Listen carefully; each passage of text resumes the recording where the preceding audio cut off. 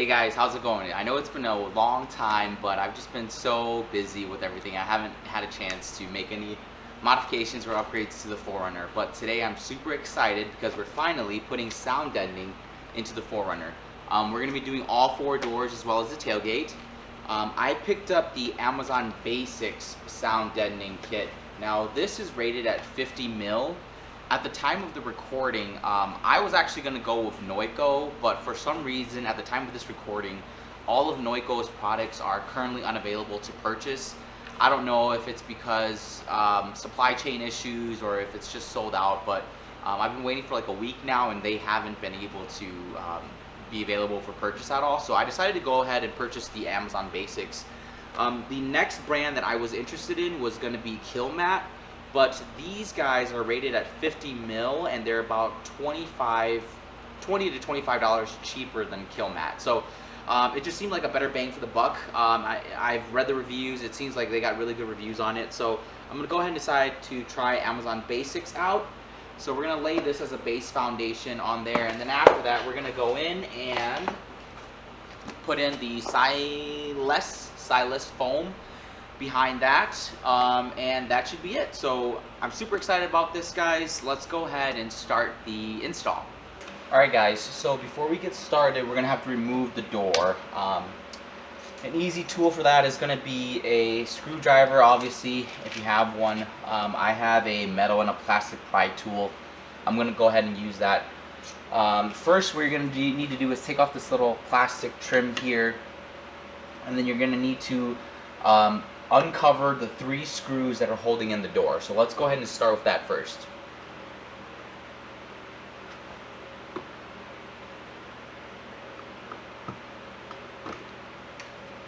First one's going to be right up here, second one's going to be here, and then the third one is going to be right behind your door handle here. I just used this plastic pry tool, pried it open and opened up the screws. So I'm going to do that for the third one here. All 3 screws have been taken out. I'm going to go ahead and start making my way around the bottom here to get some leverage on the door just to pry it open, alright? Still using my tool here.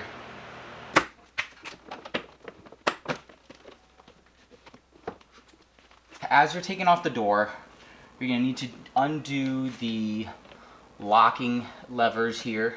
You simply just pull up and out. Remember that white is on top, green is on the bottom.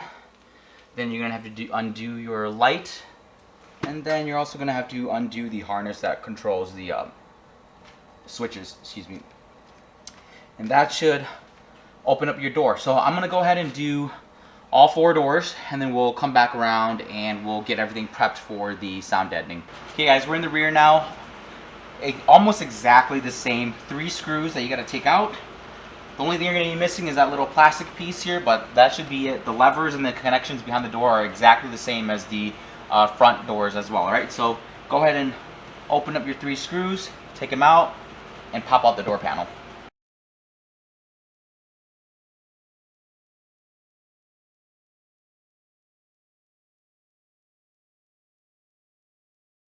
So we finished all 4 doors. Now we're going to go ahead and do the tailgate.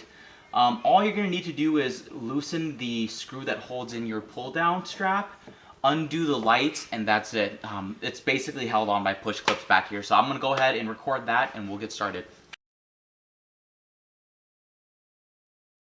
Okay, so I've taken off the door panels for all 4 doors and the tailgate. So now we're going to go ahead and clean this up and start applying the sound deadening. So just a heads up once again that you want to make sure that the white snap clips that are in your door, none of them are left behind when you take the door panel out.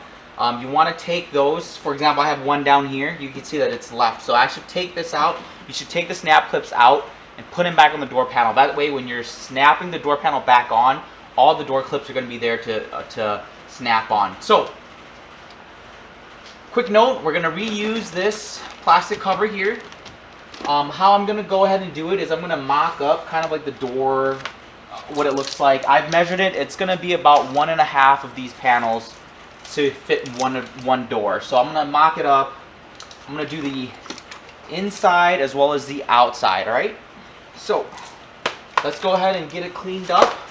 I'm going to just slowly take this tape off. Be very careful, we're going to use it.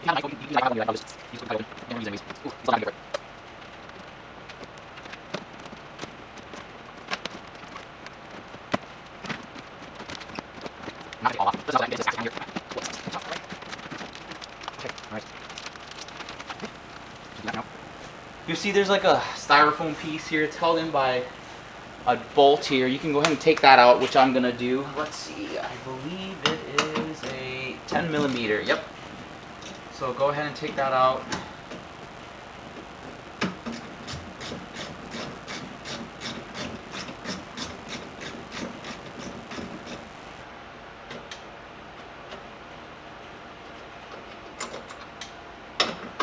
There's two of them.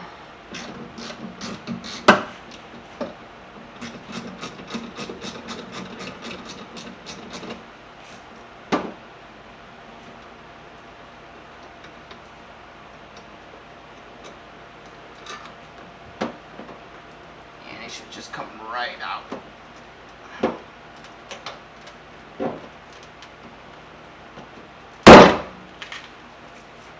That's it. While I'm in here, I'm going to go ahead and remove the stock speaker just so I have another access into the door panel here. So these are just simply held on by 10 millimeter bolts as well. Go ahead and use your wrench to take them out.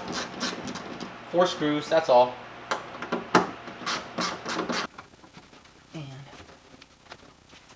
Once you clean off your door, we're going to go ahead and measure out.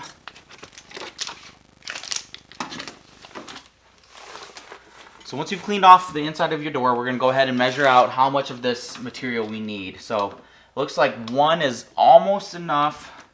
It won't cover the bottom of it, so I'm probably going to have to use 1.5. I'm also going to do the outside of the door around the speaker, as well as just areas that are kind of bare, just to use up as much material as possible. So I'm going to go ahead and chop this up into half, and I'm going to stick it in there, and I'm going to use a rolling tool.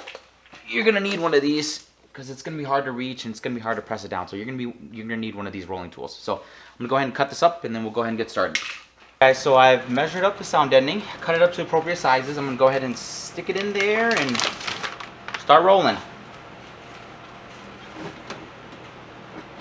Wear gloves.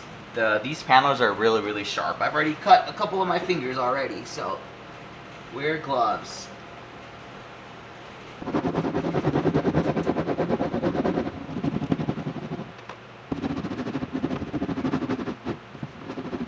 So I've went ahead and covered all of the interior of the door panel with the sound deadening. Now I'm going to go ahead and put in some foam.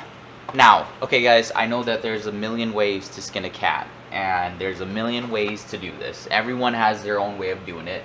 Some people think 30% coverage is enough. Some people like to cover all of it. Some yada yada yada. There's a million ways to do it, okay? I'm going to do it my way, and you can do it your way. I'm just simply showing you how I'm doing it, alright? I'm going to go ahead and put this foam in, and using the roller tool, roll it up in there, alright?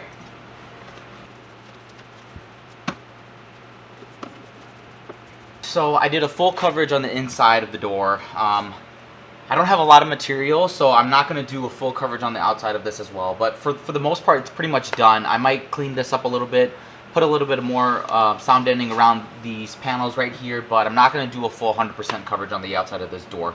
The stylus material is really sticky, so make sure that when you're positioning it, you have it cut correctly and you know exactly where you're going to go, because it doesn't have a lot of repositionability. So if you try to lift it up, it's going to rip. So make sure you just cut it into small portions, put it in the position that you need it to be, and then for the most part this is done. I might put a little bit here and there, but other than that, I'm going to move on to the other 4 doors, and I'll show you how that goes when I'm finished. Alright, thanks. Alright guys, so we have finished all 4 doors. We're going to go ahead and move to the tailgate now.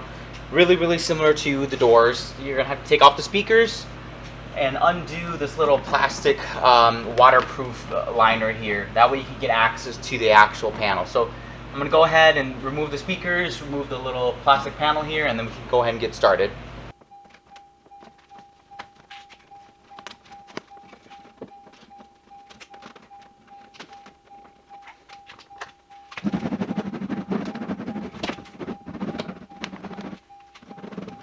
so that wraps up the sound deadening on the 4runner. I actually did some before testing in the cabin. So I got a decibel reader. I recorded the decibel readings inside the cabin before the sound deadening. I'll show you that now. So we're at cruising speed of 60 miles an hour right now. This is the vehicle before sound deadening has been put on. I have a decibel reader on my phone, so let's take a look at the levels and see how the decibel reading is right now.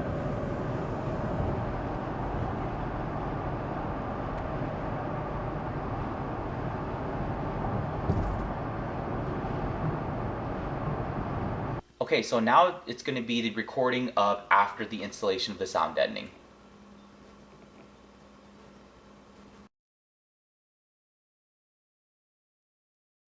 So as you can tell, there wasn't really a noticeable drop in decibel readings, which was kind of shocking to me because the interior sound has really been transformed. So before, the 4runner didn't have any sort of sound deadening in the doors.